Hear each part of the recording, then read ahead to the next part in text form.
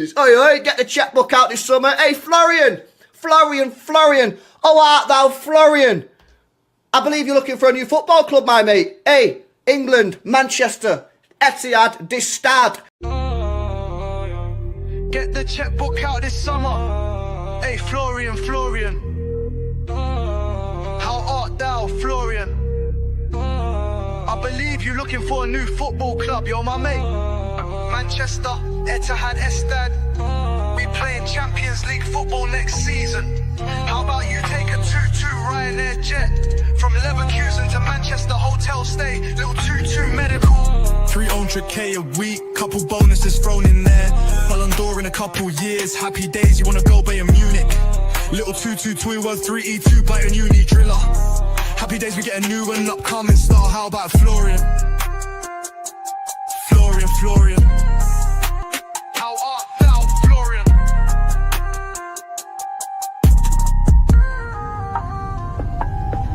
Alright, my mate Florian, what's the latest word? City flash with the cash, got the deal secured. Harder! Get cake, snakes get slivery. Lean in, show y'all the meaning of chivalry. Rap ruler, you can ask Buddha. Oh my right God. jab like Sam Judah. Oh, he's in. Every member on my team is a shooter. Tight like a room, no room for him to. Hey, Slot got the moves, man. Bismillah ar-Rahman ar-Rahim. Hello, everyone. Welcome back to the channel.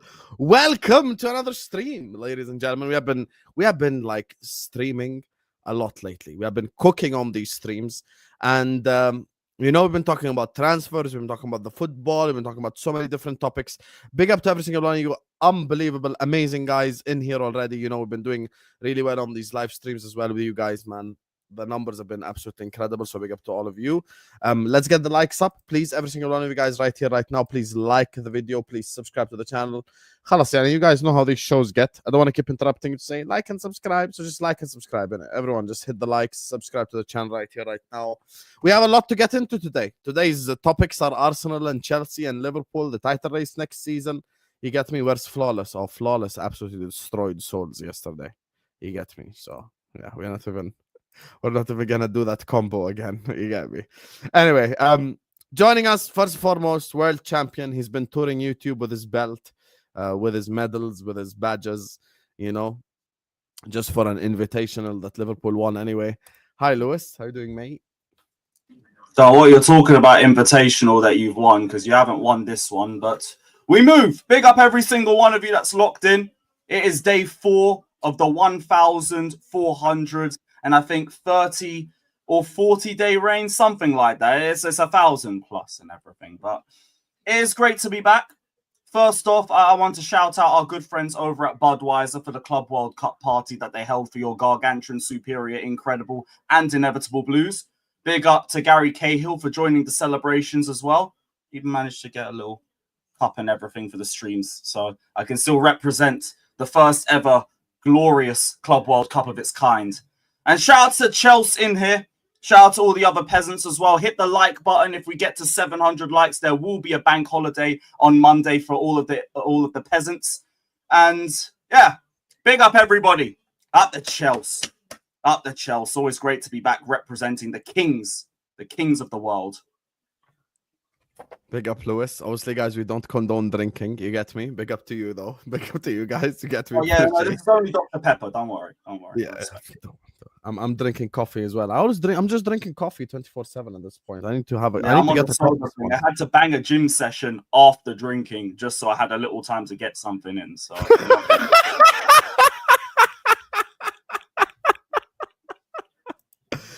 oh my God, there's no one like this guy, honestly. To be honest with you, I'll say something.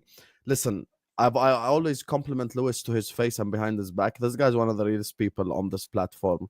On YouTube, like, he's genuinely one of the realest people. Same guy on and off camera. Absolute incredible guy, to be honest with you. And I know that like, he's someone that genuinely supports from his heart, and I know he has that like deep inside him as a man. And that for me is something I'll always appreciate. Like, I'll ride out for Lewis 100%. I would ride out for Lewis. So and same for you, man. Same for you, man. Real one. Let's go. You want to know what me and you also have in common? Champions League winning football clubs, of which this next guy has 0, mate. You get me? his lookalike lifted the English Premier League this season. You get me? Shout out expressions, Virgil van Vape. But his club is making him go on a villain arc. You get me? This season after he hasn't again another season of failure. So I actually haven't spoken to him in a while, but I do watch his content. He sees me in the chat, sometimes trolling, sometimes actually listening. You get me? Because you have to scout the ops. Not sure that Arsenal are ops if we do sign Rodrygo, though. I think they need to look at different ops, maybe. But back on the channel, of course, the man, the myth, the legend, man like Northside, is in the building. How doing, Northside, mate? I was okay. I didn't really approve of that intro. You know, there's a bit disrespectful, but that's okay. That's okay. The North remembers, like Game of Thrones. The North remembers. You know what I'm saying? But yeah, man, I'm okay. Outside of football, you know what I mean? Thank God, we're good. We're always good outside of football. Amen. You know what I mean? But yeah. Fairs. The North definitely doesn't forget, 100%. Anyway, guys, big up to... He's been waiting. He's been waiting for this, you know. He's been waiting. That's why he was saying, "Yo, yalla, come on Saturday." He's waiting. This was waiting. He's the fucking light bulb, guys. Big up to all of you guys, man. Hit the like, subscribe. Already 600 people in the building. And you know what? Just to give Northside a little bit of a breather, because he's been going at his fan base like literally for the last like hour or so on his channel. Let's actually start by talking about Chelsea a little bit. I think we have to change the topic a little bit. Also, Carefree Loose G is in the description. Northside LD in the description. Go give them both a subscribe, please, because they've given us their time today for this unbelievable stream that we have planned for you guys. So let's talk about the Chelsea. Lewis, you're world champions, as we know, as you've been telling the whole planet literally for the last 5 days. Where do Chelsea go from here? What's the next step? What's the next step in the Chelsea process? Keep winning. Keep winning and contend for every honor there is out there to contend for. That is the next step. But that didn't change with winning the Club World Cup.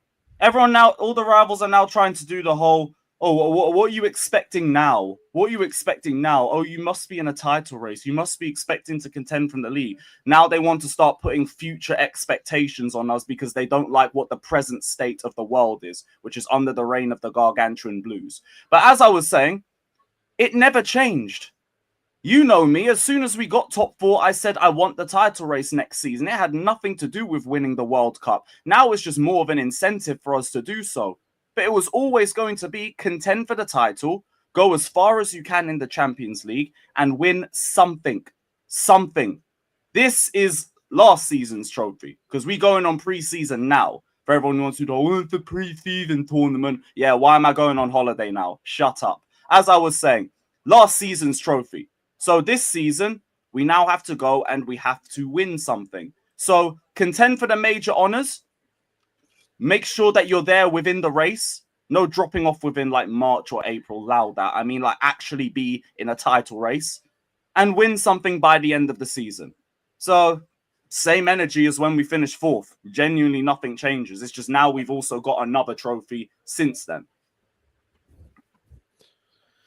Thing is with me and Chelsea, I'll tell you why I think that question is a valid question, because the way that Chelsea have operated in our lifetime, at least, is a club that wins stuff, and you have won stuff this season. You won 2 competitions, obviously, as we know. So we're not going to deny the fact that you won stuff, but it's also fair of us to say, okay, so where do Chelsea go from here? Like, where do Chelsea go next? Because it's all good and well saying like all these things, but at some point in time, you're going to have to deliver. At some point in time, you're going to have to continue delivering even more trophies. Like you said, you just said it yourself. So it's not unfair of us to say like, okay, no, I'm not saying it's unfair. I'm just saying like, I'm not saying this like I was winning the World Cup made a difference. This was always going to be the case because we got top 4 and that was progression. Do you think it's because you beat in the final as well?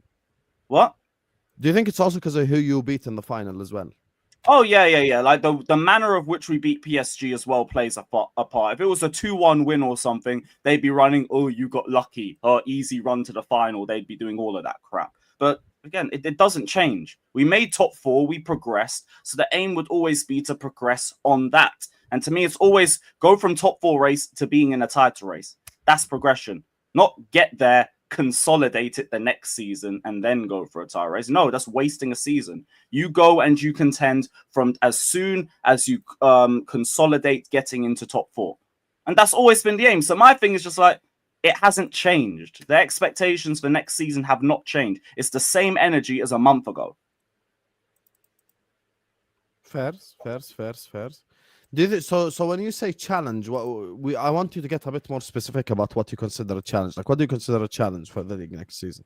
I want us to be in the title race all the way into the running. Hopefully win it. But again, hopefully. Like, I'm not knocking you guys in the fucking career mode level window that you've had. You guys are going to be clear favorites. Let me breathe once, we bro. must be contending. We must be contending. It must be Chelsea, Liverpool, maybe someone else, and we see. Okay. Northside, what do you make of Chelsea this season, or Chelsea so far, or? Yeah, no, I think Chelsea can definitely do something. I think everybody knows their performance. They absolutely bought PSG off the park. I didn't expect that. I'm gonna be honest. I didn't. I expected PSG to win that, but Chelsea won that convincingly. If João Pedro can keep this up, he looks like he's hit another level. If he can stay at that level, I think they just get a goalkeeper and a centre back, and they can definitely contend to win the league. I definitely feel like they need an upgrade on Sanchez, even though he had a good game against PSG. To be fair, he didn't really put a foot wrong. And their defense did well as well. But yeah, man, I think they just need a goalkeeper and a centre back, and they got a serious chance of winning the league. I still got Liverpool as favourites, but Chelsea, they're always dark horses, man. And a lot of the time they always deliver. When people underestimate them, they're always a team that show up when you least expect them to. That's just the DNA of their club. Let's just be real. Since Roman's been there, so yep. Yeah, man, it's never a club that you can write off. It's never a club that you can write off. Let's just be honest. And yeah, man, I think Maresca as well. The way there's tactical awareness to shut down PSG. Inter tried, Arteta tried. You know what I'm saying? But he set them up perfectly. Do you know what I mean? And that goes to show, like, maybe he's a lot better than what I thought he was, and maybe some Chelsea fans thought he was, because he set them up perfectly in that final. So yeah, man, everything's looking good for them. I think. I definitely think that they can go and compete for the league title. I think they're doing really, really well. Just maybe 2 more signings, and I think they're really, really serious for winning the league, in my opinion. Whoa, 2 more signings, and you think they're serious for winning the league? Yeah, not favourites. I still have Liverpool as favourites, but seriously challenging, like proper title race. I think 2 more signings, man. I think the centre back and the goalkeeper. I think they're serious, bro. I think Cole Palmer on that right-hand side with the license to drift, he's balling. Neto was making the right runs. Pedro Neto, like, just one proper striker that can make the right runs, can hold off players, can link up play, has just elevated the whole team. That midfield, most of the time people would say Caicedo and Lavia. But James there, look at what he did against PSG. Absolutely cooking. Cucurella and Gusto, they were also, I wouldn't say unsung heroes, but they work just as hard as Caicedo and James as well in pressing PSG and winning the ball back. So I think their team they're cooking at the moment. I can't lie, man. The way they're playing as a team at the moment, a centre back and a goalkeeper. Because let's be real, Sanchez ain't going to keep that up for the whole season, and their centre backs as well. Let's be real, they're not really of the level. Let's just be honest about it. They're not of the level to win a Prem. Those 2 centre backs, in my opinion. I don't know with the centre backs yet. They've been so consistent now. I'm just thinking, look, I'm going to wait to see when this stops. For me, it's get left back depth, get a goalkeeper, and then we're ready. Because Cucurella's been doing 5,000 minutes this season by himself. He needs rest. He needs someone that can, like, take the workload off him a little bit. I'm with you on Sanchez too. It's not been enough games for me. The centre backs though, since March, I don't know what's happened to them, but they're barely putting a foot wrong. Colwill, Chalobah, Tosin, even Badia Shield quietly has been having a consistent couple of games. So it's like, look, if we can get a clear level raiser over all of them, go do it. If not, leave it how it is, or go get my left back depth, and then I'll just run with the centre backs out. Goalkeeper's the bigger priority for me, because those centre backs have shown me that they can work even with Sanchez at the back. You get a better goalkeeper with that, I might not need centre backs. I might actually not. Thing is, like with Chelsea, I think Chelsea is the most interesting situation this season. Very interesting situation this season in terms of like the way that their club is headed, if you would like. Like I look at Chelsea a little bit and I go like, okay, Where can Chelsea go from here? I agree completely on the Joao Pedro thing. As Lewis himself would tell you, I'm a big fan of Joao Pedro. Like, you ain't ever gonna catch me saying bad stuff about Joao Pedro. I actually wanted them at Liverpool before any of this happened. Like, I'm a big fan of Joao Pedro. I just wonder if he's gonna get like the consistency this season, in terms of like goal scoring consistency. Because we all know as a footballer, you know, he's a magnificent footballer, but the consistency to like score goals, the consistency is to do it like week in, week out. That's what separates the elites in terms of strikers. But I'm a big fan of Joao Pedro. I think he could deliver for Chelsea. Actually, I think he can play in the 10. I think he can play in the 9. He can play multiple different positions. So he's definitely someone who is going to help Chelsea Football Club. I think the biggest challenge for Chelsea this season is going to be playing twice a week. That's why I think they need a little bit more in terms of like signings, even more than 2 players. Like, I'll take it a step I hear further. that. With us playing the Club World Cup in between this as well, that emphasizes your point even more. Yeah, facts. Because when you look at like the clubs that, like, you know, compete in these, let's say, summer competitions, the thing is, I think this is a double-edged sword. So it's not just all negative. I think there's 2 sides to this. I think you now have momentum, which is the positive side of it. Obviously, the negative side of it is you've played too much games. That's what I'd say on that Club World Cup thing. What do you think? Yeah, it all really just depends on how the players just get back, because they're getting a 3-week break, and with it being 3 weeks, they also don't really lose too much sharpness.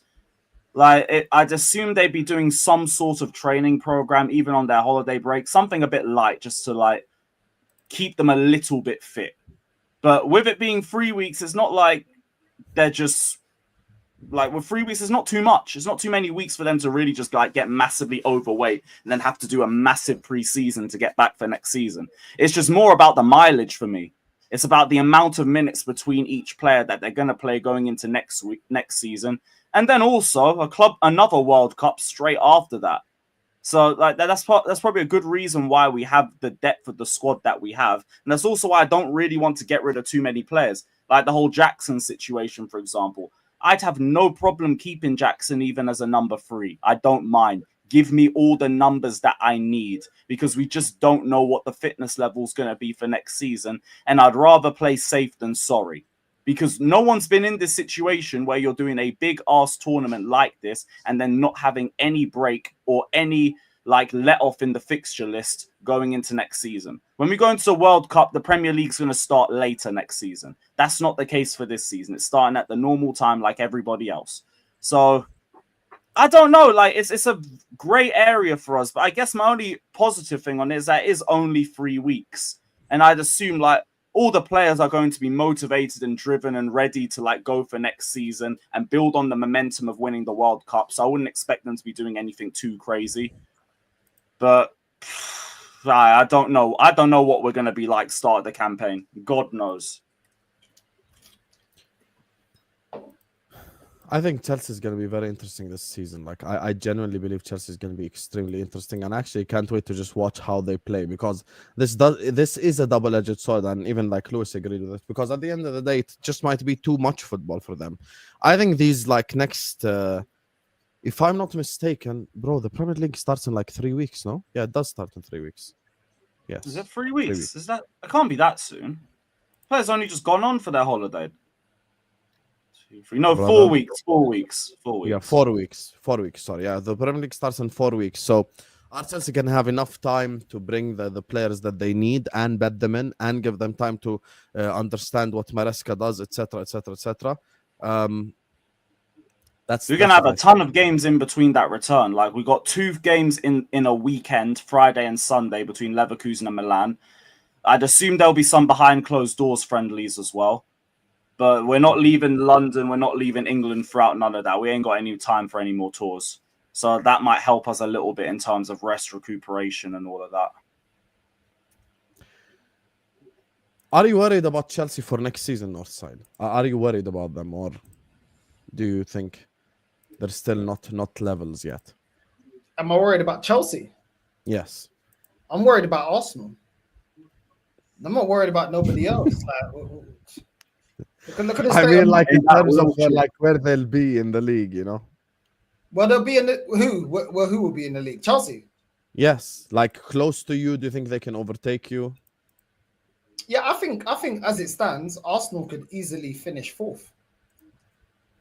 I think in terms of league position, like we're not gonna sustain this second place.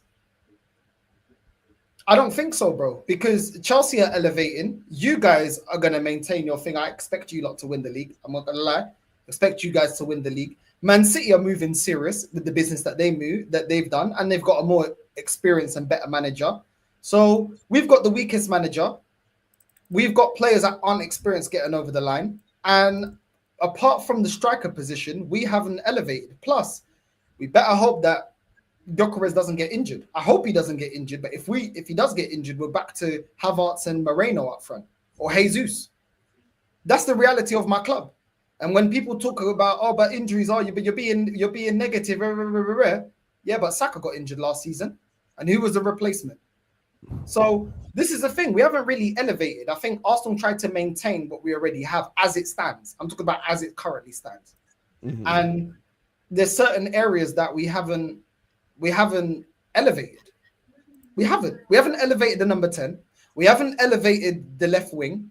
We haven't brought in adequate adequate competition for Saka.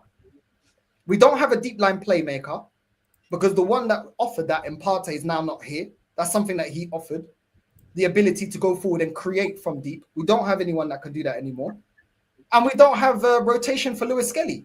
Everybody else is inferior. Calafiori is inferior. Zinchenko is inferior by a mile. So we haven't actually improved anything. But this fan base will gas you up and say, let Berta cook. Let Berta cook. Apparently, Lewis is going to be stealing Eze from us, but trust the process. Man. I did see that, actually. Do you think Eze there is a world in which he ends up at Chelsea? Only if we want to pay the release clause. We're in the same position Arsenal's in. Player to club talks. We haven't spoken to Palace, and I don't know if we want to meet the release clause or not. And Palace are very stern negotiators. They'll only want the release clause. So I'm not even really too gassed about all of that. It just depends on if we actually progress on it or not. Because it's too easy to jump on that. Then it becomes like the whole Caicedo Liverpool situation. I'm not doing that. Okay, but I'll tell you something honestly, no banter. I'll tell you why I think this one is a bit more serious for one reason. Look, based off all reporters, and this is not my opinion, this is not what should happen. We're just going based off of reports. Madueke could be the starting left winger at Arsenal. That's what the reports are saying. We're going to get into Arsenal. Are you scared? Bro, we're going to deep dive into Arsenal next. I promise you, chat. But as things stand, that's what the reporters are saying. Now, objectively speaking, if Madueke is going to be the starting left winger, Arteta's not going to drop his captain. Let's be serious. Eze has 100% guaranteed left wing starter spot at Chelsea because no one's better than him. No one is. Who's better than him in left wing? Who? You don't have a single player. Maybe. Come on, Lewis. Come on. Man just said Gittins, man. Man just said Gittins is better than Eze. I'm sorry, chat. No. I never said that. I just threw a name out there. Never said that. Can you stop? Can you stop? No. Gittins is only better if he goes Arsenal. No, that's the only one. So do you think there's a world where you steal Eze, genuinely? There could be a world, definitely. It's just like we haven't done anything to signify that. Like we'd have to get personal terms agreed, start conversations with the club. Like if there's reports saying we are willing to pay the release clause outright, then I'll start to believe that okay, we could actually do this. As of now, name on a list hype. It's like the whole thing with like fuck it. Actually, no, it's not even a Garnacho situation because we have spoken to the player, so it's at least progressed further than that. But I need us to do a bit more. Because right now, I look at where we're at with the Eze situation. I look where Arsenal's at. Same thing. We're in the same spot. Neither one of us have progressed ahead of the other. So, don't know. But there is a world where it could happen. Thing is, I've been the subject of like Chelsea hijacks. So, I refuse to just deny it's going to happen because I've been there, brother. Like, I've been there. I've seen it. And that's why I'm also not getting gassed and saying he's definitely joining us. Yeah, but you got Mudryk. We were supposed to be looking at Mudryk for months and months and months. As soon as you guys had interest, boom. Obviously, thank you, because obviously I didn't want that guy. But I'm just saying, like, do you know what I'm saying? But like, you look at Kudus for another example. We all thought that was going to be a hijack. We were just saying, look, Spurs, just wait.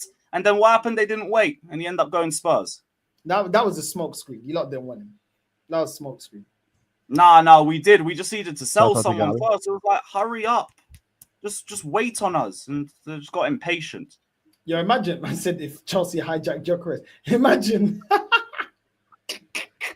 Hey, oh, my dude. They need a striker. We hijack Gyokeres and you lot go for Jackson. Oh, brother. This is crazy. You see the way Gyokeres has moved, yeah? Has pushed for the move from Sporting. This same fan base crucified Aubameyang when he was doing similar and he wanted to leave Dortmund. They were saying he's got a bad attitude. You see how they're not running the same thing when it's Gyokeres? Is that a colour thing? An underbelly colour thing? I didn't want to say it. Campbell is cooking. You've gone from a rational analyst to now just doing clickbait videos. So the title look at the name. Yeah, I know. Are Chelsea better than Arsenal? Gyokeres soon. Rodrygo going where? Husam ex Northside ex Lewis. Okay, so are Chelsea better than Arsenal is a question. So there's nothing clickbait about it because that's what we're here to discuss. And it's a question that's been on the minds of many people. Gyokeres soon is your signing, aka Gyokeres. Rodrygo going where is another question. So where's the clickbait? Where's the clickbait? Thank you very much. Listen, how dare you even ask if we're better than Arsenal? How dare? Yeah, you? like how's that even a crazy question or anything? Listen, I'm gonna be honest with you. I said this to Northside as well, like before we started going live, and Lewis the same thing because Lewis was there on the Monday stream when I got asked this. Like, why aren't you backing Arsenal anymore? Because I backed you twice and you didn't win. What do you think? I'm an idiot? I'm gonna back you third time in a row and you don't win again? No, bro, I ain't gonna back you. I'm gonna back my club. You know what it is? Over the last couple of days, Arsenal fans have become very, very insecure about their position because they've seen the Gargantuan Blues get ripped apart from top to bottom in the 2022 sanctions. Our club get torn apart, go to mid-table and back, and still win 2 trophies before them. Now they don't know how to handle it. The Conference League means nothing. Now the Club World Cup means nothing. If we go in the Champions League or something, they'll go say that don't mean nothing either. They're all insecure. They all don't know how to act because they were comfy for 2 years while we were in our rebuild. So it's cool. We dominate the big 6 teams. None of the London clubs can chat to us. We're all right. Now, they don't know what to say because they had their opportunity to make some ground up on us. And all they did was beat us 5-0 and get 2 free kicks in a quarterfinal. Well done. You know? Well done, man. You got your third semi-final in your club's history. Big up. I feel like we're already talking about Arsenal, but let me just grab these so we can talk about Arsenal. Guys, we have 1,300 people in here. We're not even at 300 likes yet. Imagine we're not 300. How have 1,000 people not liked the video? Have some shame. We got Virgil van Dijk himself on the stream. World champion Lewis himself on the stream. Like the video. Subscribe to the channel right now. From now, by the way, Northside, please don't say what you call me because I cut my beard, so I can't be recognized as that anymore. You get me? I'm no longer Alan from Hangover. I'll never forgive you for that, but thank God it never stuck. You get me? Wait till you go on my channel. Wait. With that intro that you gave me, wait till you come on my channel, bro. Wait till you come on my channel. It's your house. I'll be respectful at the moment. Fair. So you have the right to come back with your intro. No problem. I'll take it. I'll take it. No problem. From now on, y'all address me as the king of the world. Big up Lewis. We are the champions of the world. I love Lewis's energy on YouTube recently. He's been on it, bro. Like he's just been on it everywhere. And to be honest with you, that's how I would be as well. Specifically, that's why when Lewis was talking about Chelsea, the reason why rivals are saying what they're saying, there's a big reason that no one's even looking at. It's who you beat and how you beat them. It's the fact that you beat the current European champions by 3-0 when you were like the underdogs. So that's why people are saying. It's not even just that. It's again, they said we were dead and we were never coming back. You should have killed us. And you didn't. Now we'll make you pay for it. 4 years. This is only day 4. Get used to it. But big up Road King, my G, proper Chelsea. Big up Road King as well. Make sure guys subscribe to his channel. I genuinely, like he'll tell you, I literally comment on his videos. Like big up to you, Road King TV. And also, Liverpool killed you though, because we faced you in the final and we won 3 times in a row. So we did our job. We won the league as well. So I'm innocent from this. So You get me? Except Liverpool. We were innocent. And City, to be fair, because City won games. You have seen through my energy, Liverpool have been very, very far down on my list of cookings. Because you guys are still doing well around England and everything. You're dealing with all of that. Obviously, as world champions, it's good to have you as mayor of England. And big up. Big up. There you are, mayor of England. You're such a fraud. Chelsea first 5 games: Palace home, West Ham away, Fulham home, Brentford away, Man United away. We don't leave London for a month. We can build momentum early on. Here's the thing. I believe in bogey teams, whatever you want to call them. Man United are the assholes on this list for Chelsea Football Club. They've always have been. It's never going to change. Somehow, some way, Man United could be 15th and they turn up against Chelsea. Do I have an explanation for it? No. Would it surprise me if you win the first 4 and then lose to Man United? No, it wouldn't surprise me. They're just your bogey team, bro. Like, what can we do? It's just how it is. Lewis has done shows with me so many times. It was like, surely this time, they're this bad. And it just never happens. It just never happens. Old Trafford is just a 1-1 draw, and just keep it stepping. But for all the other games, look, one game at a time, because we need to know how these players come back from their whole preseason break and everything. So that's a nice run for us. Don't get it twisted. It could still be difficult for us depending on where those players are at. I remember 15-16. We took a week or two of a post-season tour, and because of that, Mourinho brought us back to preseason late by a week or two. Fucked us up. Fucked our start of the season up, and that was only a 1 or 2 week extra break.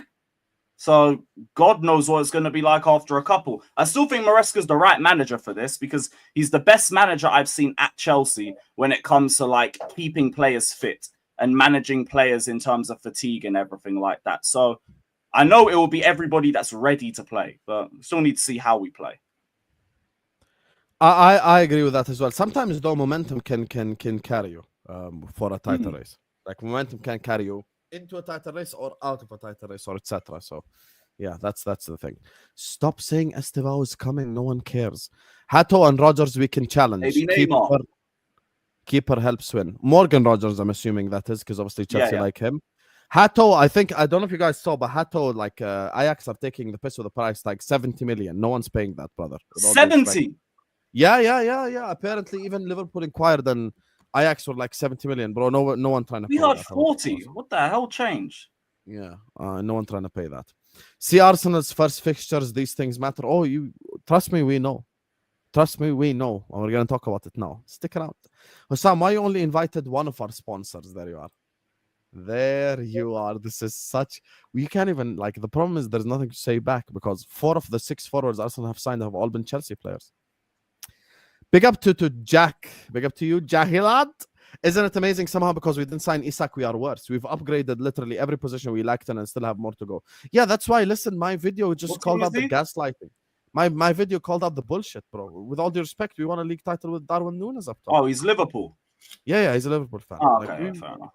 We won a league title with Darwin Núñez up top. If you think Ekitike and inshallah, God willing, Rodrygo doesn't make us like a lot better, you are smoking something special. And I'm not even talking about like normal stuff. Like you're not doing like what Yemenis do, qat. You're not smoking marijuana. Like you're smoking like class A, like would get you in prison type drugs. That's what you're smoking. If you think we're going to get worse, we just won a league title with Darwin Núñez. We're going to sign Ekitike, Rodrygo, get worse. And Florian Wirtz. And Kerkez. And Frimpong. Hey, bring it on, brother. Bring it on. Anyway, big up to all of you guys. 1,500 people locked in. Make sure you guys subscribe to Northside's channel. Subscribe to Lewis's channel. They're both in the description. Subscribe to his channel as well. The road to 56K continues. We are going there step by step. Like this video. Subscribe to the channel. Let's keep going. Chat. So let's talk about Arsenal. Obviously, I haven't spoken to you in a while, but Madueke, Gyokeres, Mosquera, Zubimendi, Kepa as well, speaking of Chelsea. Where are Arsenal going next season, Northside? Where are Arsenal going? We're going backwards.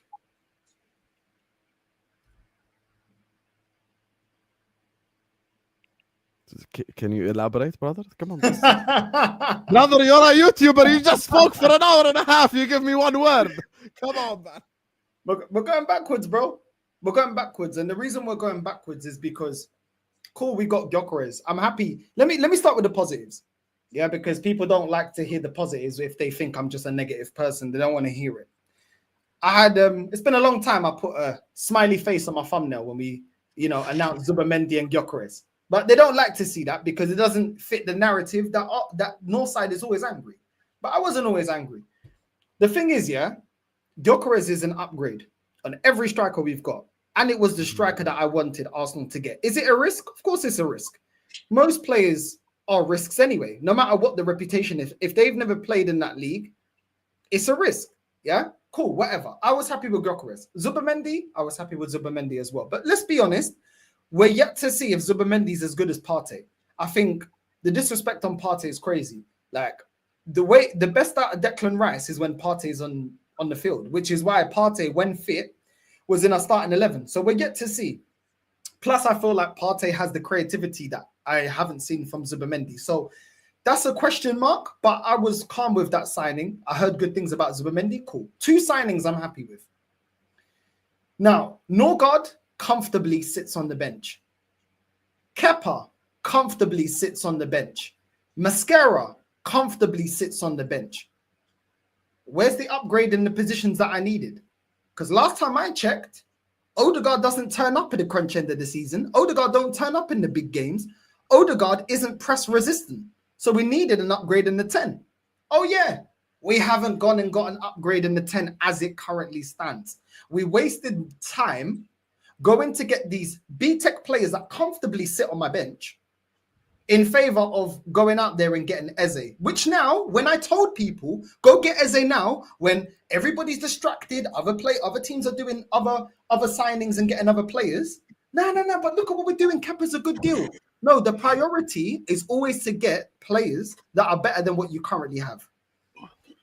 The transfer window, the longer it goes in the transfer window, the more risk you are of losing your first choices in every position, because other clubs will go in for players, they'll get some, they may lose some, and then some of the players that you're looking at, they may start considering. We needed to get Eze. Eze starts over Odegaard, the same way Gyokeres starts over Havertz. We needed to go out there and get a Lookman or go and get an Mbeumo, but we're wasting money on getting Madueke. This is not an upgrade. Madueke, statistically, this is a fact. Madueke, in terms of numbers, is worse than Trossard and Martinelli over the last 2 seasons. This fan base gets frustrated with Martinelli because he has no IQ in the final third and his finishing is all over the place. Guess what? So is Madueke. So where's the upgrade? In personnel? In the attributes of the player? Where's the upgrade? There's no upgrade. The only difference is one's British, African, and the other one is Brazilian. So because the other one's got a Brazilian passport, they don't want to talk about it. Martinelli's fallen off of a cliff. But Madueke is no better. He's no better.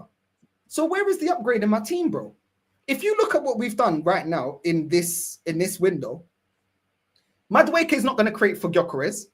Odegaard coming up against a competitive midfield. He's not press resistant. He'll get bullied out of the game. And Saka, we're yet to see if he's going to have reoccurring injuries or not, because it was quite a big injury and now he's coming back from a long-term injury. We're going to see how he recovers. So where's the creativity coming from? Where's the creativity coming from? When you say Eze will, so let's say you're saying, obviously this is what Northside thinks, which is Eze should start ahead of Odegaard, which I agree with you. Do you think Arteta thinks that? Arteta thought that Partey's best position was right back. Arteta thought that Moreno was a good replacement for DM. And the only games that he got out of him, any good performances, was striker. Arteta thought it was a good idea to put Reece Nelson, that last season got 1 goal, 1 assist. Season before that got 0 goals, 0 assists in the Premier League. It was a good idea to put him on 100k. Arteta thought it was good to upgrade Zinchenko, a left back that can't defend, to then go spend money to get Calafiori that can't defend. Do you think I care what this donkey thinks? Yeah, but the reason why I'm asking you is not because you should care what he thinks, is because you are completely correct to be Arteta out. I've already said if I'm an Arsenal fan, I'd be Arteta out as well. So I agree with that opinion.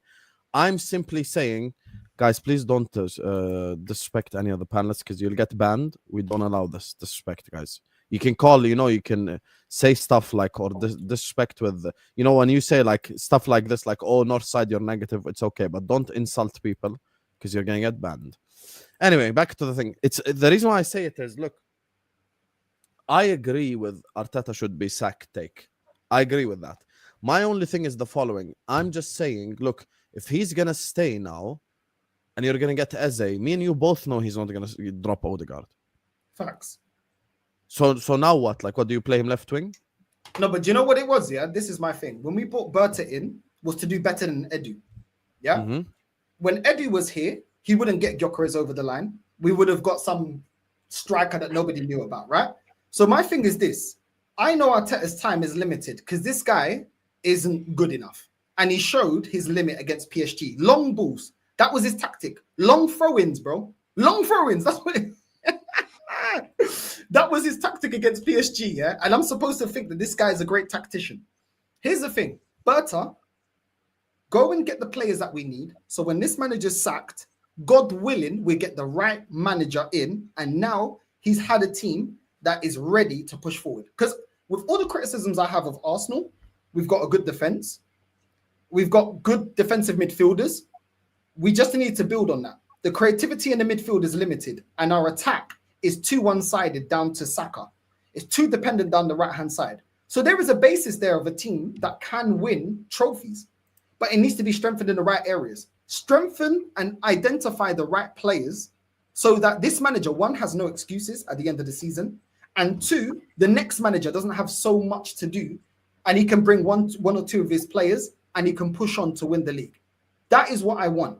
So regardless of the manager, I want the sporting director to identify the right players. I know Arteta is not going to use them in the right way, but then there's no excuses of he hasn't been backed. Because up until now, I haven't heard any Arsenal fan that's happy with this process say, Arteta's not been backed, because that was a narrative when Edu went. Arteta hasn't been backed. He needs his players. Well, you're not saying this right now, because when we've signed these players that we've signed, everybody's loading it up like these are the great signings that Arteta wants. So there's no excuses for Sam. There's nowhere to hide this season.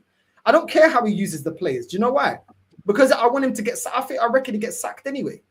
So you don't see any world in which Arteta wins the league this season or wins the Champions League, Carabao Cup, FA Cup? Yeah, you gotta have like a Poch level injury record for that to happen. I'll be so real. Bro, but he doesn't respect those other competitions. Let's be real. The reason this fan base now doesn't respect the FA Cup, which they justified 10 years of Wenger not winning major honours, they've allowed Arteta to say, we don't care about, like Lewis said, we don't care about Conference League. We don't care about Carabao Cup. We don't care about FA Cup. So he's not going to put a strong team.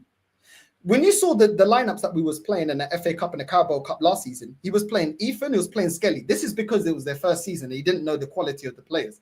He was playing Sterling. He was playing players like that were in the fringe of the squad. So he's not going to play his strongest squad in those competitions. So he's going to put everything into the Champions League and the Premier League. The problem is he's tactically inept and the squad isn't good enough and strong enough to go up against the rivals. Liverpool have a better midfield. Chelsea have a better midfield. City have a better midfield than us. As a unit, they got better midfields than us. And they got better attacks. If you look at their attacking unit, your attacking unit is better than us. Chelsea's is better than us. And so is flipping, and so is Man City's. I don't think Chelsea's attack right now is better than Arsenal. I Liverpool, think so. yes. Really? I think so. I think so. Oh, I think Saka, so. what do they have? Because the only one you're going to say is Saka. Our attack is imbalanced right now. Okay, we can argue. Okay, I'm I'm just considering- adding João Pedro, who you said you rate, so I'm very surprised by that. I'm considering everyone gets their target. So Chelsea signed Gittins, Arsenal get Eze, Liverpool get Rodrygo. No. Now, as things stand now, who's got the better attack? Oh, as things stand, Arsenal have shit left wingers. Like that's just No. Who's got the best attack right now? Right now, Liverpool. Not also Chelsea. Sorry, not Liverpool. Oh, right now Chelsea. Right now, Yeah, Chelsea. cool. Yeah, I wasn't right even now, involving Liverpool. Like, what's the point? Yeah, It's a because pretty the left fast wingers football at game. Arsenal are shit, bro. That's why I'm saying if we go based off like And the who are strikers. who are Arsenal linked with? Eze, right? So if they sign Yeah. Eze and he plays left wing now, he solves the problem of having shit left wingers because I think Eze is someone who would help them creatively. He can also score goals, And he's a lot better than Trossard and Martinelli, both, by the way. Like levels above, categorically levels above. Liverpool get Rodrygo, best forward line in the league immediately. And it also is interesting to see who Chelsea get. What if Chelsea sign Rodrygo? Then we might say that about Chelsea. You never know. So that's why I'm saying, like, I'm just going based off who Arsenal signed. That's why I asked. This is what I asked Northside, right? I'm like, okay, the reports are saying Madueke is going to play left wing. So let's look at it from Arteta's perspective now. Madueke is going to play left wing according to reports. Okay, you got Gyokeres up top, you got Saka on the right. We're seeing Arsenal want to sign Eze. So I'm simply asking the question, if I go based on Arteta's mind, he ain't going to drop Odegaard. Me and Northside already agreed on this. He's not going to drop him. So Odegaard's now in the team. So where does Eze play? What, you going to say he's going to play in the double pivot next to like Christ? That don't work. Where are you going to put Eze in the team then? But this is the thing. Apparently, we've been linked to Paulinho. That's what I'm saying. These are just reports. But would you Another put DM? Thank you. I thought I was going crazy. Another DM. You know what I'm saying? We might as well build the wall of China around the Emirates, in front of our midfield, in front of our defense. We just build the wall of China there, so nobody can penetrate. It's what I don't know, bro. I don't know if he plays Eze and then he rotates Madueke, but then surely Madueke is coming to the club with certain assurances that he's going to start. Otherwise, you might as well stay at Chelsea under the same conditions where you're winning trophies. So I don't know, bro. I don't know. Like, because most of the time this club doesn't do what I want. I would have been happy with Paulinho, but why did you get Norgard and then get Zuberman? Like, why did you get Moreno and Norgard primarily before you're going to go and get Paulinho? It makes no sense. You should have got that player and then go and it's just, I don't know, man. This club for 21 years has not done what I want it to do. And we ain't won nothing. So I don't know what this manager's going to do, bro. I don't know what he's going to do. He's limited with his style. I don't know what he's going to do, bro. He's tried the all-out attack when it was 8 points clear. Then he went ultra defensive. Then he tried long throw-ins against PSG. What's next? I don't know what he's going to do. I don't know, bro. 10 man, I don't know. 10 man in a row. I don't know, man. I don't know. The thing is with this Arsenal situation is, I just don't see a world in which Arsenal win the league with this manager. I generally just don't see it at this moment in time. Because if Ekitike comes to Liverpool and then we go sign Rodrygo, I believe we're going to win the league then. Like, it doesn't matter against who, whether it be Arsenal or City. As a matter of fact, at this moment in time, people are not talking about this. There's this bald bastard who is the City manager, and people are disrespecting him because of one bad year. The last time Pep Guardiola had one bad year, he won 4 in a row. Don't mess with Pep. Trust me, I know based off of experience. I went 98 points and didn't win the league, 97 points and didn't win the league against Pep. I know what Pep is all about. I know what that bald fraud is. And I think right now, City are above Arsenal. I genuinely believe that. Like, if you tell me right now, okay, Husam, you're going to get 100 points next season and the team that finishes second is going to get 95. I'd look you straight in the eye right now and say that team is going to be City.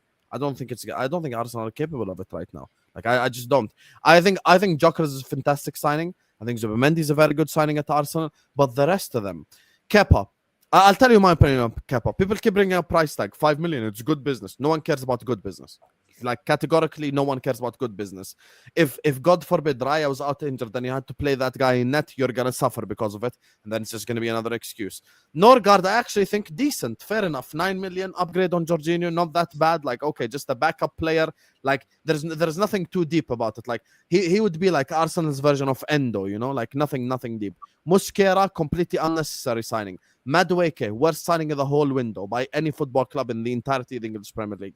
Like, Madueke is the one transfer, and people keep talking about price tag. I'll address 2 things. Number one, if you want to talk price tag strictly, Arsenal could have went to the Belgian league and found the winger who dribbles, because that's all Madueke does. You can find a winger who dribbles for literally like 5 million. Genuinely. Like, legitimately 5 million, you could have got a winger who could dribble. And the second thing is, which is something that people ain't talking about, Noni Madueke is shit. How about that? How about we address the elephant in the room? Let's put his price tag to the side. Let's assume you bought him for £3 million. He's shit. How does he make Arsenal better? He does not. So I've already acknowledged Gyokeres will make you better. Zubimendi will make you better. The rest of them, I'm sorry, they're all crap. Like, I'm gonna be honest with you. Like, I didn't see. That's why Arsenal need that I Eze would signing. argue Noni's an upgrade on the left to Martinelli.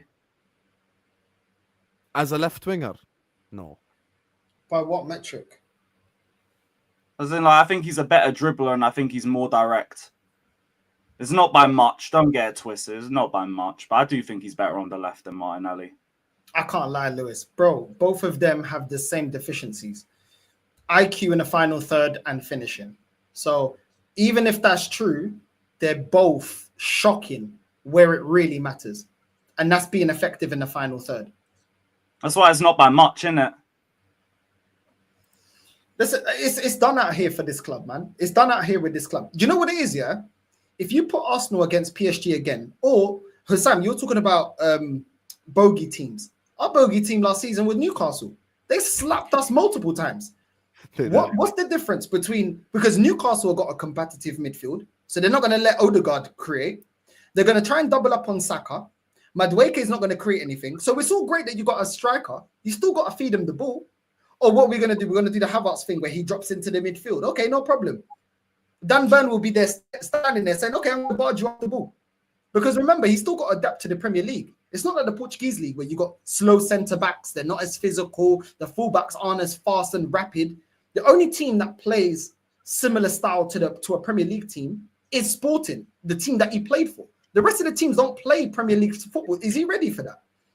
You still got to get service to your attacking players. And I can see situations where Gyokeres is going to struggle to receive the ball. He's going to struggle. So, you know, and plus Saka as well, he likes taking a lot of his chances. He's a good finisher. So we'll see what he does, innit? A lot of times he might try to link up. Sometimes he's going to take a lot of opportunities. So this is what I mean. Like, when you go into those situations, PSG, and what have we actually improved on to get us over the line to win those crunch games, those games that are the difference makers, those games to The get over true the answer is Gyokeres. That's the true answer. If I'm being honest, completely Gyokeres. That is 100%. Because for me, honestly, and gaslighting aside, first of all, are we getting threatened by a Leeds fan here? Man just said Leeds United were coming for you all. Oh, scary! Oh, shiver my timbers! Shut up, man! I would like to send you to the Fuck United Leeds. stand. I would like to send you to Saeed TV, to Rants. Go speak to the United fans. Those are the ones in the relegation battle. You get me? You can go to United Spurs of America. You can go to Football Heritage TV. You get me? You can go to all these channels. Speak to the clubs that are on the other end of the table. You get me? This is the wrong stream. But thank you for the super chat. And just to say, fuck Leeds as well. You got dunked on in the 1970 Cup final. We all hate Leeds scum. We all hate Leeds scum. Dirty bastards. Yes. Yes. That's a I dirty don't mind bastard. Leeds. I don't mind Leeds. I won't even like to. But here's Nah, man, we got a generational beef, bruv. We'll never forget. Enjoy coming up and going back down next season, blood. when I was a viewer of YouTube, I'll never forget when what's the name of that True Geordie watch along they used to do? All when they were like all together. Was at the it beginning. kickoff? Was it kickoff? The kickoff, yes. I remember the first game where Liverpool were champions. Liverpool played Leeds, and Rory Jennings was supporting Liverpool against Leeds. I was like, yo, this shocked me. So I went and did my research, and I found like this Chelsea Leeds rivalry is real. Like it's not a joke. Like sub Yeah, chat by the man, way, we're even at serious. 500 likes. They're one of our oldest ever rivals. Yeah, Seven Spurs. it goes back a long time. The thing with this is, you said what did we do to get us over the line? Honest answer, Mosquera doesn't get you over the line. Kepa doesn't get you over the line. Madueke definitely doesn't get you over the line. I think if I will give an objective answer, I think Gyokeres might help you get over the line, because here's the truth. I can't believe certain Arsenal fans are arguing this, but Gyokeres is like here and Havertz is like here. I'm not even exaggerating. Like he's so like levels above the guy. Like I'm being genuinely serious. This is why we come full circle. That's why Arsenal need an Eze signing right now. The thing that shocked me is 2 days ago, a reporter comes out and says Liverpool are closer to signing Rodrygo than even Arsenal are. And I'm sat here going like, wait, people told me about all this groundwork and Rodrygo to Arsenal. If I'm Arsenal Football Club, the first signing I would have made is literally Rodrygo. Like that, like They have that's to the sell guy. Martinelli and Trossard first, though, and Martinelli ain't going nowhere. That's why Rodrygo ain't happening. Can I stop you there? You said they need to sell both of them, right? So how come they bought Kepa, Zubimendi, and Madueke before selling anyone? No, because it's not a financial thing. It's more like position, depth, and everything. They've got to get rid of Martinelli and Trossard first. Luis Diaz is clear of Trossard and Martinelli put together, and tomorrow I'd sell him for Rodrygo. That's how for me. No, I hear that, but I don't think Martinelli wants to leave.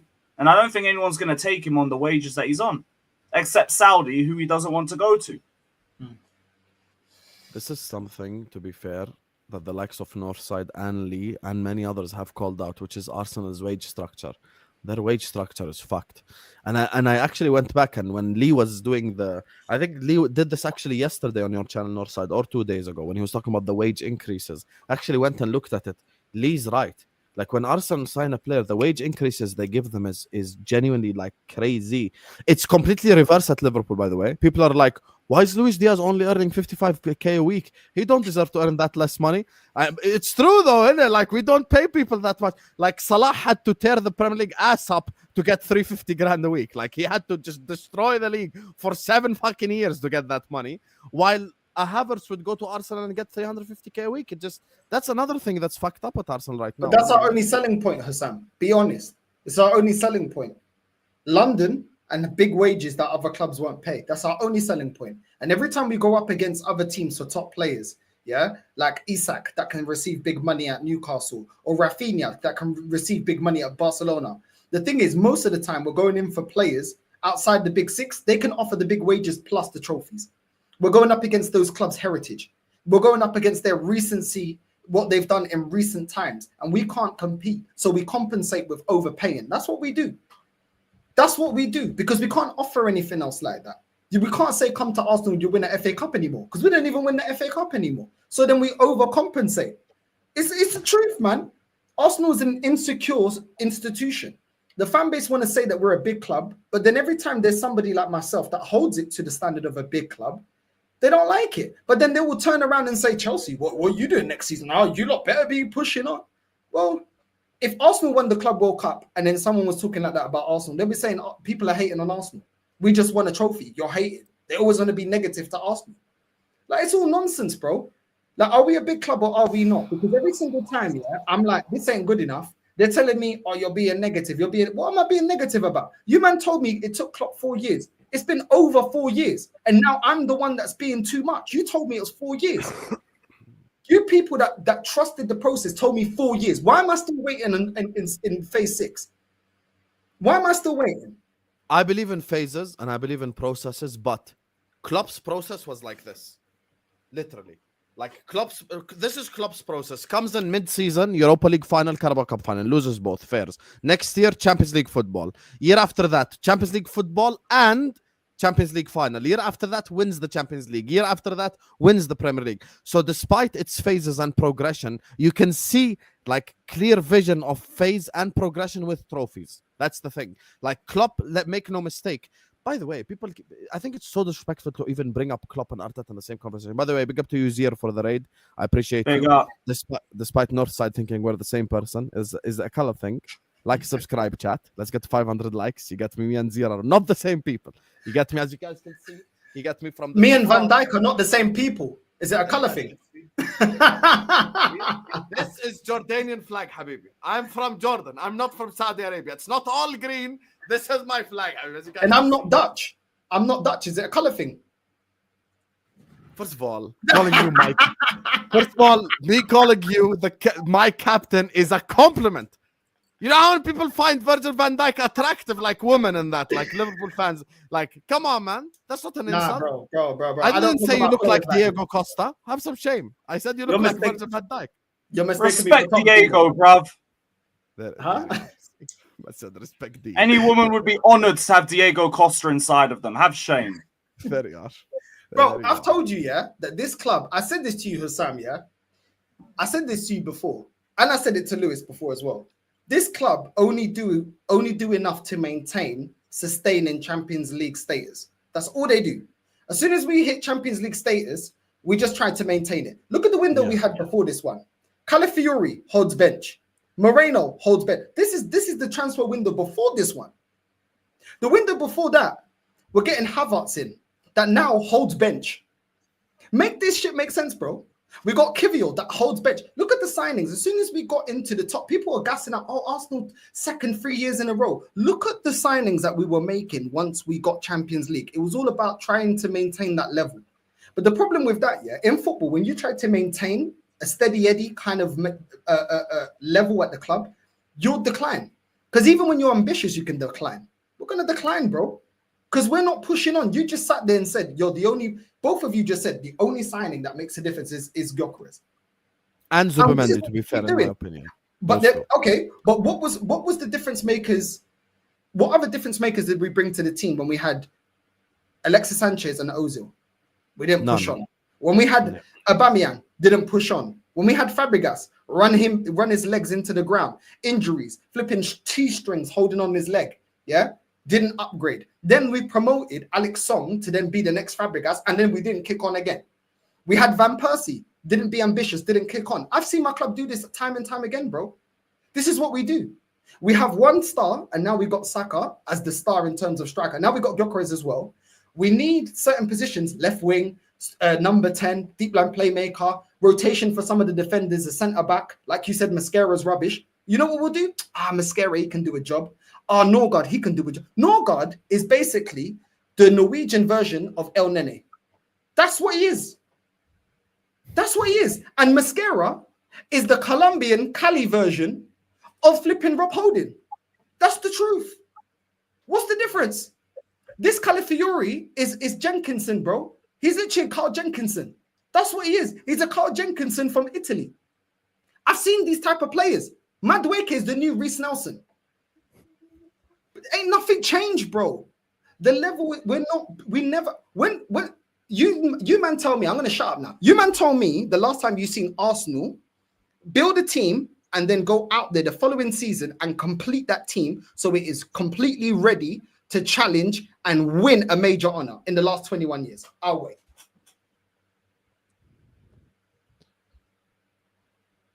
I think your best ever transfer windows was when you signed Ozil and Sanchez close to each other, and that's about it. I can't recall anything as big as that. Rice signing was good. The other signing with it, Havertz, messed up that window. So it's never. It ruined the whole project, in my opinion. I actually agree with that, because I think that they just got a proper striker. They would have won the league over City 23-24. I agree. I think, but we didn't. That's my point. Do you remember when we just bought Peter Cech? And then we said, oh, okay, business done. Halas. Like Husam would say, halas, everything done. My analysis of the situation is check out. That's it.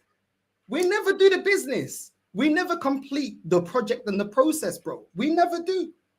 We're always missing 2, 3, 4 players. Always, bro. Always. You're talking to me about Alexis Sanchez and Ozil. What was my defense looking like? Oh, your defense was shit them times. Koscielny and Mertesacker and that. So, bro, would it shock you? Can I ask you both a question? Would it shock you if Havertz starts away at United? Genuinely. Like, I'm talking about like shock. All the Athletic articles in May and June were saying Havertz will be in the starting lineups at the start of the season. This doesn't even make if any they were sense to get Gyokeres, I just think Havertz would be going into midfield and Zubimendi's touching bench. Or or even worse, Havertz in the middle and he does some woke shit like he usually does and plays Gyokeres as a left winger or some shit. Which, I mean, Arteta playing a player in another position. Oh, we've never seen that one before, have we? Have you seen the way they're gassing Havertz at the moment? So they're doing. Oh yeah, have you seen his forearms? He looks so massive.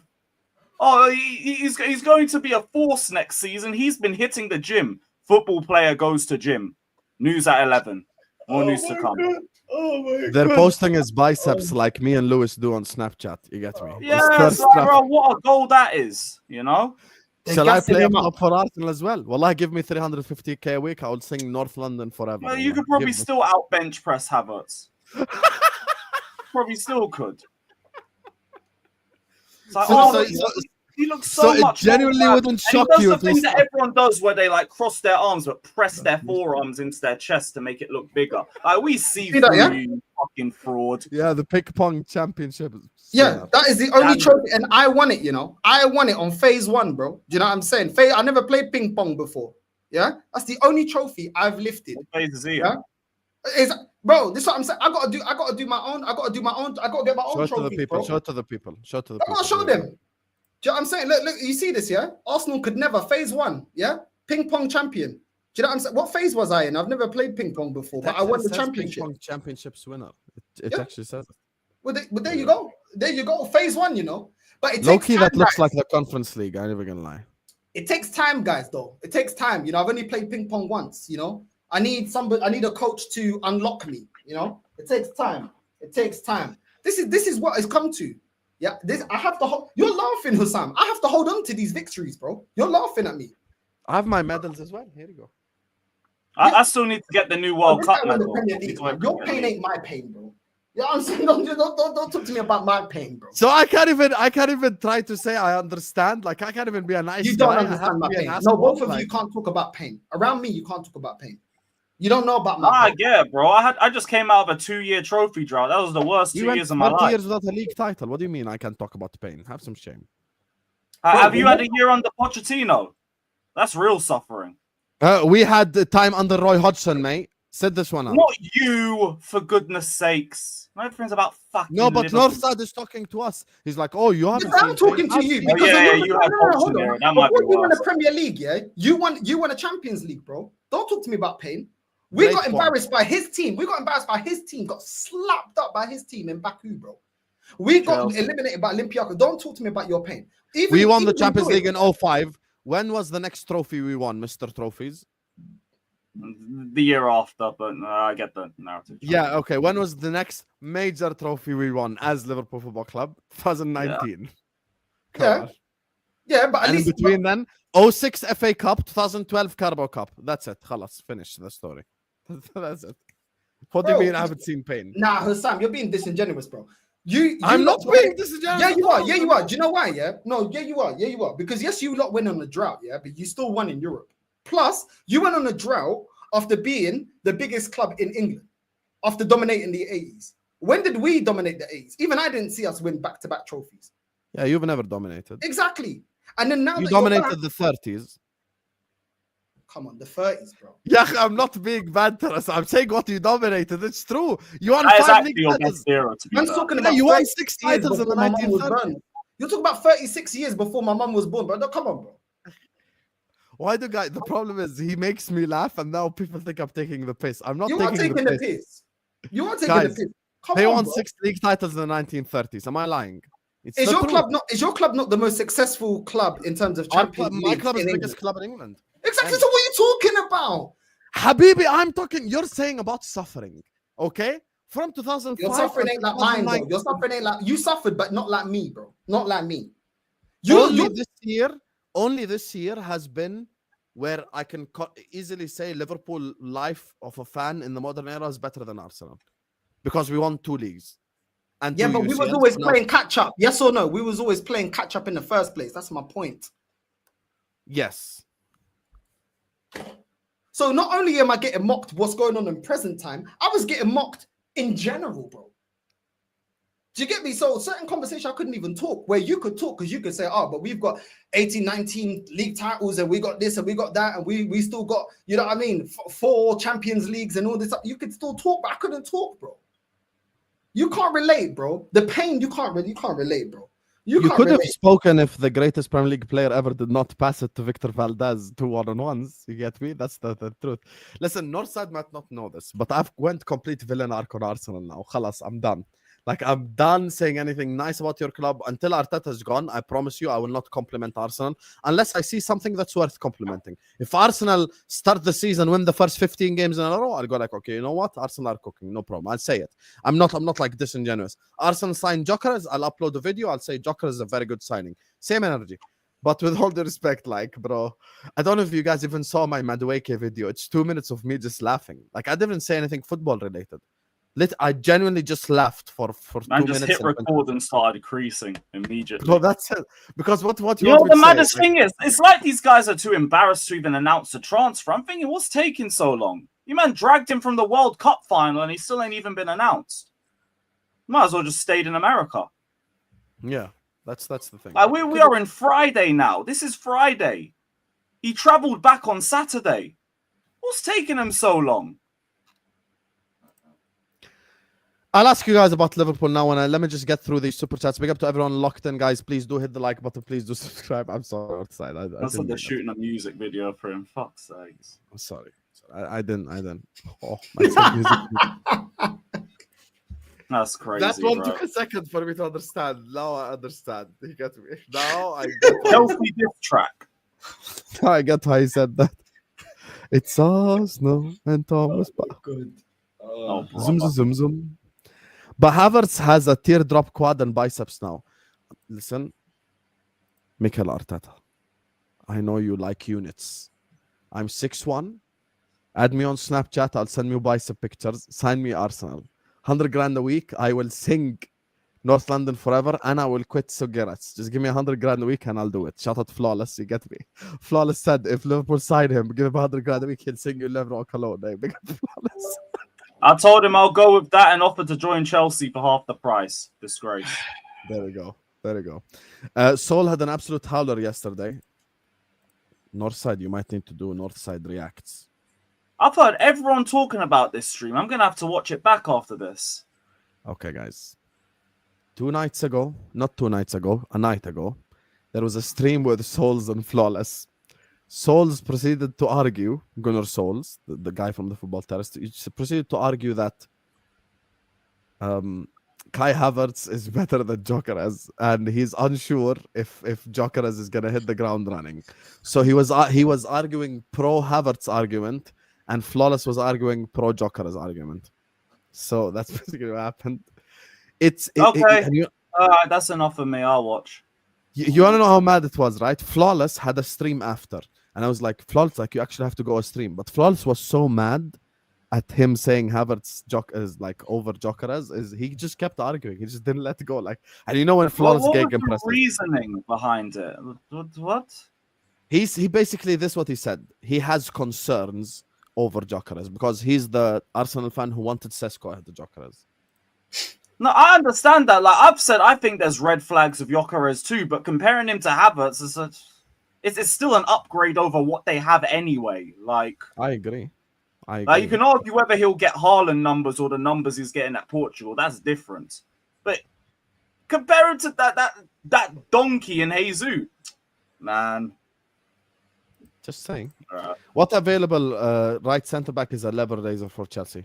Chelsea fans, before Lewis even answers, can me and you please have an honest conversation?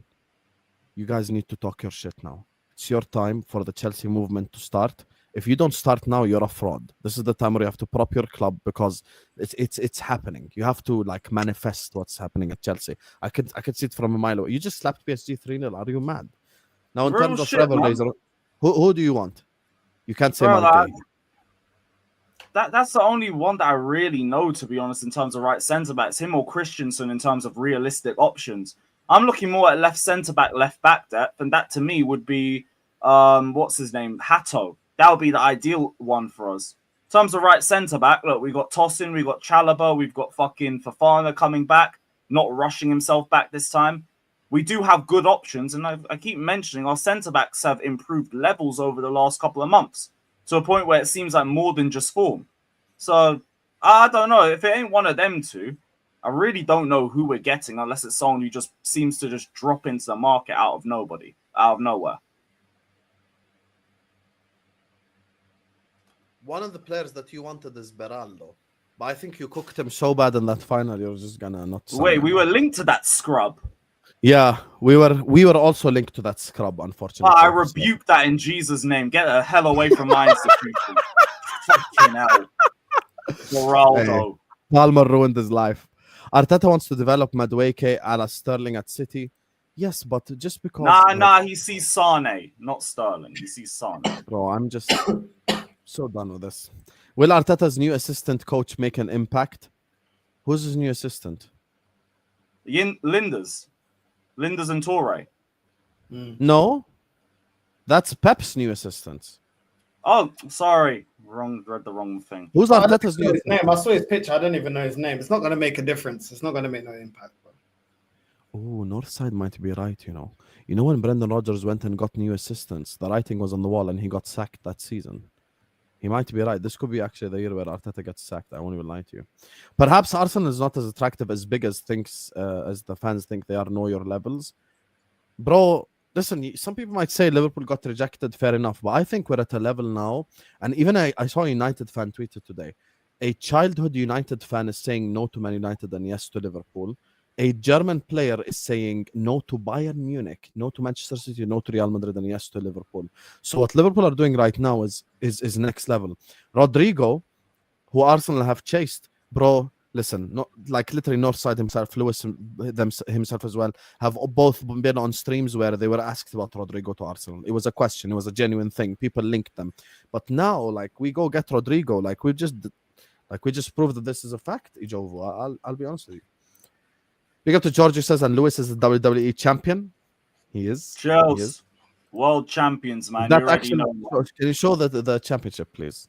The World Heavyweight Championship, big gold, but we're getting rid of this next week. Out with the old and in with the new. This ain't Chelsea enough for my liking. You know when I see that championship, who it reminds me of? Batista. Batista, Undertaker, all the SmackDown OGs, bro. You know your ball, bro. The guy that immediately comes to my mind, Batista. I just immediately remember. Like, Remember, I remember first ever WWE show was Undertaker wearing this. Sold immediately. Yes, unbelievable. North, can you do the Arteta impression? I'll help you out, Northside. Can you do it? Nah, bro, not today, bro. I'm tired, man. I can't lie, bro. I'm tired. He's the fucking light bulb, guys. But big up for the super chat, bro. There's the fucking standards, guys. Fucking standards. It's the fucking standards, guys. Chelsea, do you have another forward for me, please? Hey, next year they're going to sign Pedro Neto. Big up to Mohamed Farad, who says Arsenal should be going for fellow Norwegian Antonio Nusa. By the way, I've said this as well. Like, you want a backup left winger, just go get Nusa. By the way, he cooked Jordan in a friendly game. He was 18 at the time. He cooked the shit out of us. I won't even lie to you. Like, he's a very good dribbler as well. And he'd cost like what? Oh my God. Remember, guys, when I argued with Ashraf and I told him Johan Bakayoko is going to be half the price? Johan Bakayoko joined Leipzig for 24 million. Just so you guys know in the chat, yeah? I don't make shit up. And also, Madueke don't even count as homegrown player. There you are, chat. There you are. See? Now you see what I was talking. Johan Bakayoko, half the price of Madueke, and literally like 3 times the player, and has a higher ceiling. So I still go get Consenso. I like Consenso, but he's also inconsistent front of goal, no? He's better than Madueke. He played well for Portugal. Hey, if we're saying better than Madueke, brother, we're gonna be here till tomorrow. Nah, he's a good player. I don't know how much you've seen of him, but he's a good player, bro. I've seen him for Portugal. I've seen him for a couple of games. He's a very good player, bro. He's a very good player. He wouldn't have been my main choice. He wouldn't have been my first choice, should I say? But he was on the list, 100% on the list. He's a very, very talented player. I think for Portugal, I do feel like Thiago Motta limited a little bit some of the Juve wingers as well, and it's the same thing with Yildiz as well. Because I don't think they're actually allowed to like show what they're truly about, like the way that they played. Because Juve, if you remember, even at the start of the season, like they had like hella draws and they were very defensive. So maybe he limited their forwards a little bit. Anyway, guys, final topic of the day. Big up to all of you guys. Please go subscribe to Northside LD and go subscribe to Carefully Lewis G. This is absolutely unbelievable stream, guys. Let's get the likes up. We have hit 500 likes. Let's be greedy. 1,500 people in here. Let's get 700 likes. Just meet me halfway. You get me? So like and subscribe. Let's talk about Rodrygo. Let's talk about Liverpool Football Club. Let's talk about you guys' opinion. Where do you both think Rodrygo ends up? And what do you think of this Isak Ekitike thing as well from the outside looking in? We start with you, Lewis. Talk to me. Well, part of me still doesn't think Rodrygo goes anywhere, but if he does, I would assume it would be Liverpool or Bayern Munich and not really Arsenal or Chelsea, unless he wants to move to London like that. Because with us, I do think he's one of the players we would break the wage structure for, but I also think you and Bayern would still be more likely to just offer more money than what we would offer anyway. And plus, you guys are a lot further in terms of like your development and your level than either of us are. So it would be the much more attractive club to join on the pitch and off the pitch financially as well. Like Bayern would just throw the bag at him immediately. You lot would just throw the bag at him immediately. Us, we break the wage structure, but I don't think we break it by too much. Arsenal, they might do it, but I still just don't see Arsenal as an attractive option compared to Liverpool or Bayern. So it's either you two or he ends up staying at Real Madrid for me. So I don't really think we get him. It would be nice to see us try. Go have a shot anyway. If he says no, whatever, is what it is. And yeah, I don't really expect him to go anywhere bar you two. In terms of like the whole Isak situation, it seems like you're progressing more with Ekatike anyway. And even then, like we've seen it before with our club and lots of others. Clubs do this thing where they just sort out all of their options and try and get agreements with every available one before just picking one to select and progress with. So you could just be like solidifying the Ekatike situation and then maybe diverting back towards Isak. But I kind of feel like you more end up with Ekatike anyway because they've got all the leverage at Newcastle. Isak isn't pushing to leave or anything. And they would like the opportunity to consolidate themselves as a Champions League club. And then they might have the chance to keep Isak on still and maybe get a contract extension out of him. So I think you end up getting Ekatike and not Isak. Not that it's a bad thing anyway. He's just a bit further behind in his development. But, and Rodrygo is just a big ass question mark. But I think you get one of them two at least, which just completes the whole career mode window you guys are doing. Northside, what do you make of your title rivals? Yeah, I kind of agree with Lewis. Obviously, Ekatike seems the easier option. You might not be getting Isak anymore, but still an upgrade. I feel like Rodrygo. I don't know, man. I don't know. Is he really that unhappy at Madrid? I don't know. I'm not sure. But yeah, he's not coming to Arsenal. That's what I know. If he's moving to Liverpool. And that's really it. I don't really see him coming to Arsenal. I don't see us putting the money down. And yeah, I'm not really too sure if you're gonna get Rodrygo. Like I feel like it's kind of dragging now a little bit, but I don't know, man. I don't know. It's all rumors at the moment. I don't really know if he's that unhappy. I listened to End the Stream Dave, and he's been asking for the club to make a decision. He would rather Vinny leave over Rodrygo, and I agree with him. I rate Rodrygo more than I rate Vinny. I think Vinny is a better technical player. I think Vinny's too selfish and at times very inconsistent. I think sometimes he's very frustrating. He's one of those players that on his day he's really good, but when he's not on his day, and he has a lot of games like that where he just trying to cook the defender, loses the ball, loses it aimlessly, doesn't control the ball properly, passes to no one. It can be extremely frustrating. So I reckon you guys, I can't lie, man. I never thought that I'd see you guys have a window the way that you are right now. So I won't put it We past never you. did it before, so I don't blame you. You remember when we was talking about FSG and the Conkeys, and you always said, yeah, but Northside, but your ownership, they spend money. My ownership never spend money. So, you know what I mean? And now we're sitting here saying, yo, look at you lot have the... And even the Cronkies this summer have spent, by the way. The problem is, if you give your money to people that you shouldn't trust with the money, that's a different conversation. Because we're saying, so you're saying, okay, so Josh Kroenke provides the funds and Arsenal are capable of spending it. But Kroenke don't tell Arteta, yo, go spend 50 on Madueke. Kroenke doesn't say that. He doesn't, but he's the person that puts a sporting director in Edu that isn't good enough. He's the one that undermines the sporting director to allow Arteta to have more of a say on transfers, which led Edu to leave. He's the one that also authorizes players to be signed on stupid wages that we can't shift them. I.e. Zinchenko 150k, Martinelli 180, Jesus 220, Odegaard 220. So it always comes back to the ownership because nothing gets ticked off in the club without his approval. So you can give other people responsibility, but it's still your responsibility as an ownership to make sure that they're doing the right job and make them accountable. The problem is he makes everybody accountable, barring the manager. So it falls under the ownership. Weak ownership at Arsenal, man. Weak ownership. But this is the first time we really spent money this much, though. So that's why I know you're saying it shocked you. It shocked the Liverpool fans too. Like it's been mad. Like we're doing this transfer window out of nowhere, and the thing is we ain't even done yet. Like we're talking about the likes of Rodrygo. We're talking about the likes of Mark Gahey. Some people are even linking us to like Wharton.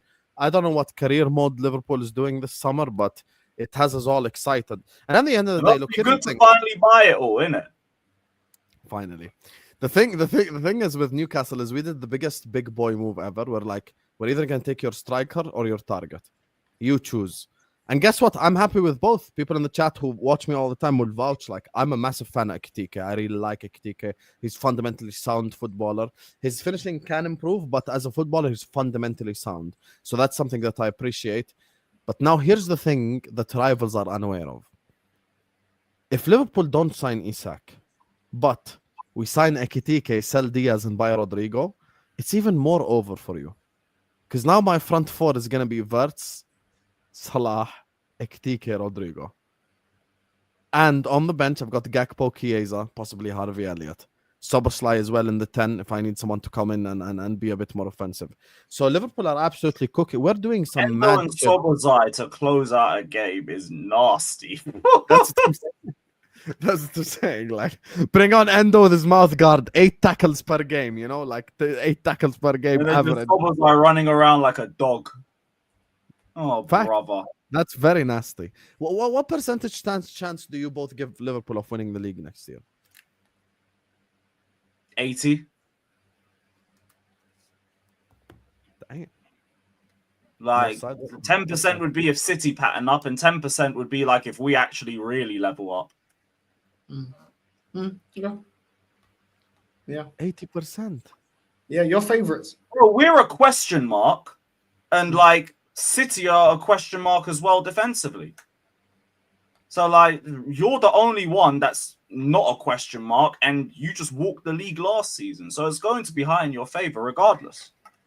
I agree with favorites. I would have said 80% with Isak though. Without Isak, No, because Ekitike is still going to be the all-round player that can create for people around him. So that's still going to work. you have Old Trafford PTSD. I have Pep Guardiola PTSD. Like, I that's understand something. that, but that what I saw in the Club World Cup told me, no, I'm not just running with Pep Guardiola, City are back and all of that. No, sorry. It was looking like fucking Tottenham last season in the Club World Cup. So I need to see a much better defensive unit. You don't win the league with a bad defense. It's as simple as that. You just don't. Hey, Liverpool fans in the I already chat. said they win it, so I already said Feels good. Same, I think Liverpool win it again. Yeah, I already said that. People saying, "Oh, you're not saying City." No one's saying that City ain't going to be competitive. Nobody said that. I remember I specifically said that they're going to be competitive. So are Chelsea. But I just think that Liverpool are going to win it. They've got the experience. They've got a manager that can adapt game to game. They've strengthened the positions that they needed to strengthen. Obviously, they have to deliver. And if they don't deliver, I'm sure Husam will be the first one calling them out. But as it currently stands, everybody has favourites. You may get the prediction right, you may get it wrong. But as it currently stands, they're strengthening where they need to. Of course, Isak gives you a way higher chance. But Ekitike isn't a bum. He is not a bad player. And I feel like he'll still help the team. Rodrygo on the left, you're cooking. You've got Wirtz there. You've got Mo Salah alongside that. You know what I mean? You've got Gravenberch and McAllister, ballers. Do you know what I'm saying? You've got Frimpong to also help the creativity going forward. I think you got listen. I don't think you can really. And they can rotate and interchange in game, like, and still cook on all areas of that front three. Yeah, I think that's the interesting thing for me.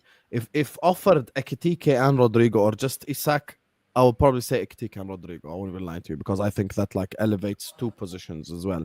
The thing is like and I hate to use Arsenal terms, but the floor for Liverpool currently is Darwin Núñez. So, you know, you give me Ekitike, brother, I take my chances. You know, so that's what I'm saying. Like it's the truth. It's the truth. You know, so big up to Jake who says one must acknowledge our carefree tribal chief. Is what Jake Big up, my friend. Food, water, and aids to your loved ones. God bless you, sir. Food, water. I assume you mean medical aids. Yeah, whatever aids you may need. Pick a choose. We are a loyal and like we're a giving king, man. We're a giving king.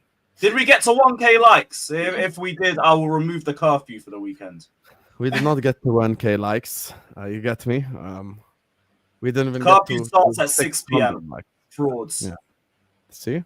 600 likes we didn't get. Curfew to 6 p.m. The chief has spoken. Listen, I ain't gonna do this with you any longer, Lewis. Just so you know, I won the Premier League. I ain't gonna sit up here and call anyone the chief. Just so you know, I'm a Premier League champion. I don't need you to call me it, bro. I know what I am anyway. It's all good. I hate this. Bro, my PSG, my you club had one honors job. speak for themselves. We world champions. PSG, you had one job. You just had to beat Chelsea. You just had to beat Chelsea. You just had to do what Crystal Palace did, and you could have Chelsea in a European final. Not everyone can do it. Or an international final. International final. Yes, There we go. international final. Point still stands. Even Trump celebrated. Damn, Trump has more trophies than Arsenal. Husam, your life is so hard. You're sitting there saying, "Oh, I can't take them talking to me. I'm only Premier League champions." It's so hard. So much pain you're going through. Habibi, we're talking about modern era. Can you stop being disingenuous, okay? Modern Sam, era, you growing are up. a Premier League champion. You just have to join in. You just have to join in. I join in, but my problem with Northside is he acts like Liverpool fans didn't struggle. My age, 30 years old. 30 years old, you know. This is the second league title I saw as a 30-year-old. Come on. You can tell me I didn't struggle? You know how many times I heard when's the last time you won the league? Fucking No, you did struggle. See, now you're being disingenuous. I never said you didn't struggle. I said you didn't struggle as much as me. But you won 3 leagues. We won 1 UCL. Yeah. Before Klopp, I'm saying. 3 Yeah. leagues, 1 UCL. You had a more successful modern era up until Klopp and Slot. Okay. Last time I won the league, I was 13 years old. So I went all secondary school until now getting cooked. That's a long time, Last bro. time I won the league before Klopp was minus 6 years old. Because it was even before I was born. That's how bad Last time that I won was. the league, I was 19. Nah, you lot went through it, yeah. But you had your massive history to lean upon. That's what I'm saying. Of Through the course, I struggle. was telling United fans in the playground, come back when you have 5. I was saying to their face. Yeah, and I couldn't say that. Did you get what I'm saying? Habibi, who told me to be an Arsenal fan? I didn't tell you to be an Arsenal fan. You could have been a Liverpool fan. There, you could have used your history. You got to I said you're always welcome to the right side. Yes. You're always welcome. I could have, but this way, isn't it? Well, what can I do? Listen, you could have the same exact channel. Instead of Northside LDN, Northside LFC. Done. See? Easy. Real true story. True story. People in the chat will tell you this. During my Chelsea Club World Cup final watch along, an Arsenal fan in the chat was so pissed off he became a Liverpool fan. I swear to God, wallahi, we converted him in the chat. His name was Shug. He changed it to Shug. You'll never walk alone. I'm like, listen, we welcome you with open arms. I swear to God, bro. He fully became a Liverpool fan on the spot. Chat, be honest, chat. Did that not happen? Wallahi, tell them right now. He fully became a Liverpool fan live on the stream, bro. And you know what? None of us called him a glory hunter or anything. We're just like, bro, we understand. Like, we get it. We know why you're doing this. You know? Conversion is okay as long as it's to your club. Yes. And Liverpool and Arsenal aren't rivals. And according to him, he's like, he gets to hate United as well. I'm like, yeah, you get to hate United. Let's go. Anyway, listen, guys. On that note, we're gonna wrap up the stream. Northside LDN is in the description. Go give him a subscribe. Carefree Lewis G is in the description. Go give him a subscribe. Thank you to you both. I really enjoyed this stream. This was fun. Subscribe to this channel. We're dropping as well a Liverpool stream tomorrow, inshallah, early, like 11:45 a.m., like noon time, around then. I'm going to drop a Liverpool stream. And then at night, we got the Liverpool panel show because it's going all out crazy with Liverpool Football Club at this moment in time. Regardless, love you all. And League Honors Live, we're going to redirect to him. Go tell him Husam Raid over there in his chat. He's live with Jez as well. So tell him Husam Raid. Love you all. And I'm going to see you guys back tomorrow, inshallah. Peace out. Love. Cheers.